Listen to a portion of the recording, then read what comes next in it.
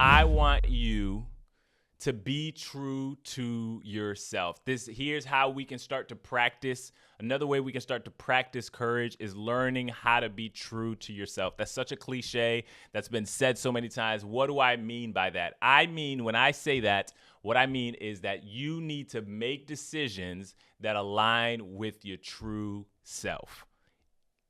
Let me finish. You need to make decisions that align with your true self, even if they go against the expectation of others. Let that sit. Even if they go against the expectation of others, you need to make decisions that align with your true self. This is so important. All right? This is super duper important, because here's what happens when you don't. Here's what happens when you don't. You become resentful, you become annoyed, and you're not the best version of yourself. You ever try to do something where it's just like, you know that you didn't actually want to do the thing, so like you're not fully applying yourself to the thing because you know innately, like, man, I don't really want to do this thing, but I've not communicated I don't want to do this thing, so I'm just going to drag my feet, instead of I could have just put my hand down and said, you know what, I actually don't want to do the thing. I'm not going to be best suited for this thing.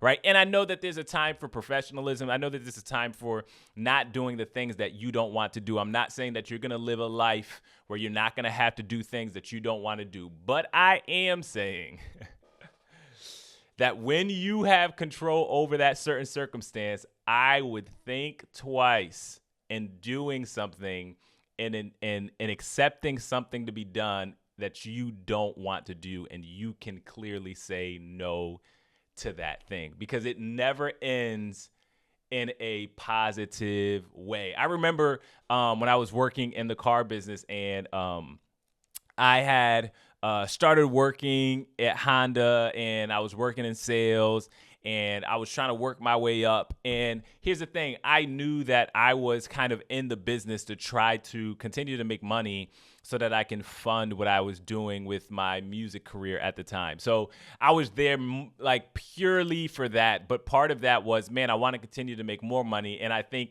the dream I was trying to sell myself was, man, if I could just get into the finance office, because if you know, you sell cars, and then there's a finance manager that you bring the car to. So let me give you an explanation. So basically, the salesperson greets the customer, walks them through, sells the car, and then after, they pass off to a finance manager, right? And I wanted to be a finance manager. And finance manager does all the financing, the credit, the monthly payment, all of that stuff. They get all that stuff together, sell the aftermarket things. And I wanted to get to that because that meant you made some more money than the car salesperson typically did. So the average car salesperson. So I remember just kind of setting that as a goal, as like, man, I want to go that. I want to achieve that. I want to do that.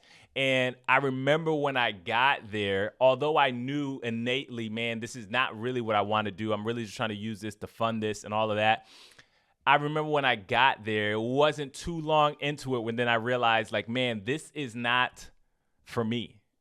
It's not for me. I'm not being true to myself. I know that this may align with some of my skill set, but it does not align with where I'm trying to track and where I'm trying to go.